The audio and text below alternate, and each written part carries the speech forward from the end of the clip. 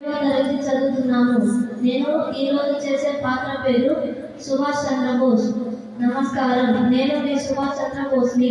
నా దేశం కోసం, నా దేశ స్వేచ్ఛ కోసం మట్టి గడ్డ కాదు, నిజాం నవాబుల గుండెల్లో రైలు పరిగెత్తించిన విఫల గడ్డ, తీరొక్క పూల సింగారాల బతుకమ్మ. బిఆర్ అంబేద్కర్. ఒక గుడి కడితే 1000 మంది భిక్షగాళ్ళు తయారవుతారు. అదే ఒక బడి కడితే 1000 మంది పిల్లలు మేధావులుగా తయారు. నా పేరు ఝాన్సీ లక్ష్మీబాయి. మనం స్వాతంత్రం కోసం పోరాడుతున్నాం. మనల్ని మనం రక్షించుకోవడానికి, మన మాతృభూమిని కాపాడుకోవడానికి మనం of India. My voice was not just for it, but for the freedom.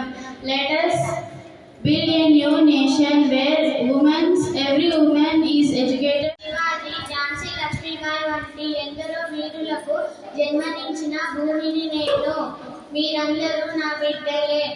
కులాలు వేరైనా, మతాలు వేరైన యుద్ధం కాదు. ఆడదానికి కట్టుకోత వస్తే ఆ కత్తి కంటే పదునైన ఆయుధం మరొకటి ఉండదు. దేశ గౌరవాన్ని కాపాడండి. ఐక్యత్యమే మన బలం. జై హింద్, వందే మాతరం.